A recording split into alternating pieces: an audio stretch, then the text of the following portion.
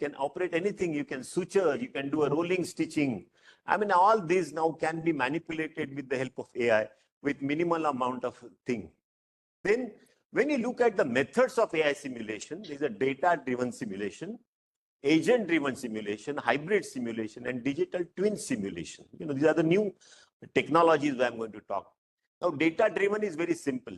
AI processes historical data to generate accurate simulation. Traditional, your diagnosis of appendicitis versus true appendicitis versus the AI-based appendicitis. And it shows 94% accuracy. This is from Surgery 2020, very reputed journals. Then AI Madurai-based, hospital like the Google AI and Arvind Eye Care, they started working towards this precision health. Agent-based simulation, individual agents with AI-driven behavior to simulate complex systems such as crowd movement of the disease. Now, most of our hospitals are like this, crowded casualties. Clinical flow management is very poor in our hospitals. KEM, we have 10,000 OPD, 800 emergency patients, 200 patients are waiting in the emergency in casualty, 150 require kind of ventilators. Imagine this kind of a situation.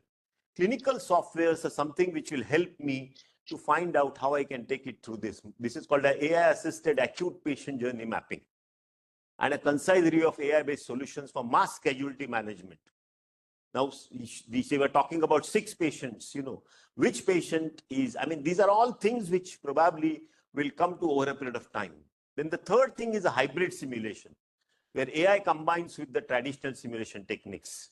And this is where augmented reality is taken. What we call about mixed reality is a hybrid simulation, where you would like to have real world to virtual environment, and you will have an extended reality to mixed reality, and from low immersion to high immersion. And when you start using mixed reality, you start working on, say, myometry. So for example, myomectomy. I can give you thousands of examples of this. But they will create a situation like this, where you exactly know where to operate. And this is done before. Another technology which is coming up is called as a digital twin technology. Simulation. Now, this is called as a DNA nudge technology. Creates a digital replica of a physical asset. For example, if you see this, in a diabetes patient, you have a physical entity, you have a digital twin, and you create a digital nudge out of you. And you start treating a patient's diabetes through which, something like this was presented in AI and AMS conference March 24 in Mumbai. And this was an experiment done in Mumbai for last 5 years. And they created complete digital twin to treat a patient's diabetes. AI tutoring and assessment has come in a big way now. Somebody was talking about how do you use it in assessment. Now, AI tutoring with remote expert has been the part of the whole surgery. For example, if you use with the AI tutoring, people achieve much more than just doing it. And how do they do it basically? For example, if I have a resident who wants to learn laparoscopic surgery, what I do, I take his videos and I put them into the AI data analysis. Now I do this and it will give me all this anatomy detection, instrument detection, and it will tell me exactly, for example, if you do his insert, he'll tell me how many times you use bipolar, scissors, in which direction, what was the direction, what was the wrong in his direction, how can he now improve by doing exercises in simulation. And at the end, I can find out whether he has done it well by doing those exercises. Now, I don't need to be here. I only need to give him instructions. So that means this AI-based tutoring has made my job much easier, more objective, more scientific. And this is what exactly they are all talking about. Now, let's come to the main topic today, that is virtual patients. Now, we are all talking about virtual patients. All this grew up during COVID. Now, when COVID came, people realized that we need to have virtual patients. And then there was an era of research which came into picture. So virtual patients came. So what are virtual patients? Virtual patients are computer-based simulation designed to represent real-world clinical scenarios. And as Karuna said rightly, most of them are at a knows-how level. Very few have gone to shows-how level. Most of them are cognitive still. We still have, though there are simulation labs which are real simulation kind of mannequins, where we learn shows how. Most of the time when we talk about AI, because it is an intelligence part of it, it still requires goes to the higher level of cognitive, that means knows how. And these virtual models allow medical learners to interact with digital representation of patients to practice diagnostic, clinical reasoning, and decision-making skills in a risk-free environment. Every word of this is very important. What are we asking them to do? We are asking them to make a diagnostic, clinical reasoning, and decision-making in a risk-free environment. Somebody said, why do I want to do it with this AI or mannequins? It's a risk-free environment. I can practice it till my learning and analytics become all right. I'm minimizing my patient's risk. If you really look at first-year residents, we find so many hyposthelia problems with them.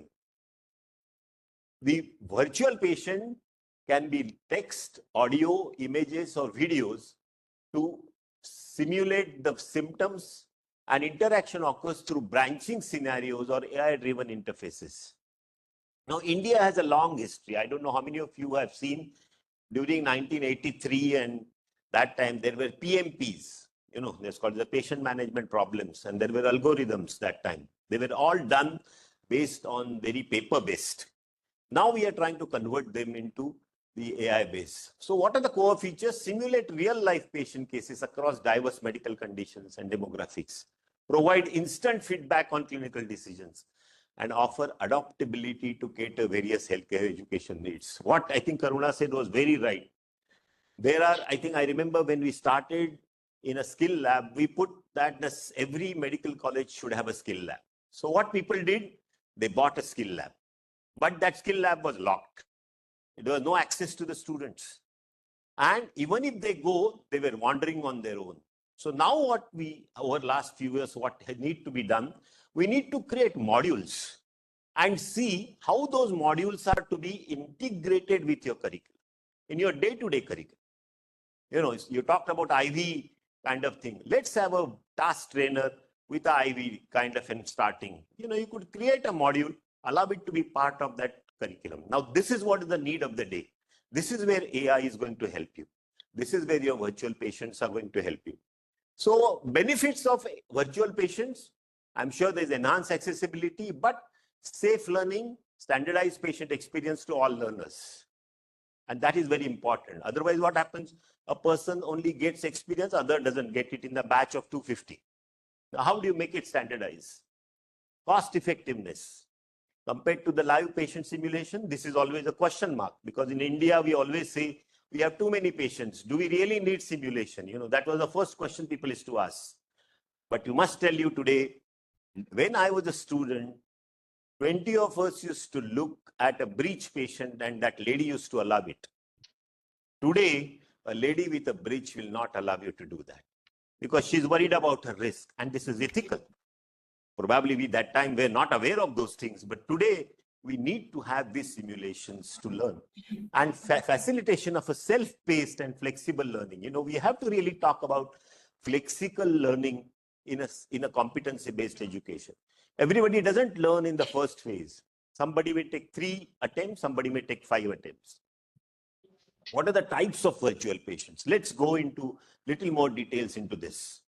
First is called as a scripted virtual patients, pre-programmed decision trees. You have proper kind of patients and you're expecting them to have. So you're creating a script, you're creating what you want to design, what kind of decisions your students want to take, and then you are giving them and exposing them to them. Artificial intelligence driven interactive patients, avatar-based virtual reality simulations. This is becoming very popular, avatar-based. I'm sure many of you have seen the Avatar movie, but now there's avatar has become very popular today. And hybrid models combining virtual and live patients. So when you're talking about scripting for a virtual patient, you provide enough detail and context for a virtual patient, and you at least have 500 characters of patient information. You go on adding, I don't know how many of you know about prompt writing in AI. The most important part of generative AI is prompt writing. The way you write prompt, you will get out of that generate. So same thing here, the way you write proper characters, you will get an output like this. So for example, this is kind of virtual patients where you have emotionally, you are looking at it. You are looking at the questions. You could have evaluating a script-based approach for simulating doctor-patient interaction. Today, we have so many softwares where this is a patient, I'm sitting, I'm looking at it, and I go on, do interviews, effective virtual patient simulators. Now, if you do this medical education article, very interesting article of systematic review, what it says, evidence-based virtual patient training can enable students to get communication skills, and elaborate technology alone but cannot guarantee effective learning. And that was always an point. You have to have some kind of an experience when they go out. How to create your own AI-powered virtual patients for free. There are so many sites today where you can design your AI-based virtual patients. You can create your stories and convert it into a patient. And then you can make it interactive.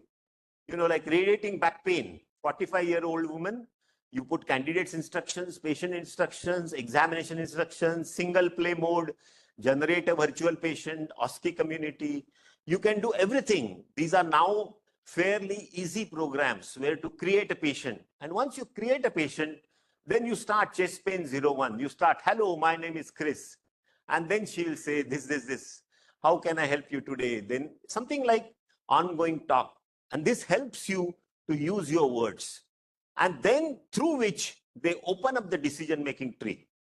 And then at the end, they will give you feedback. You could have asked this history.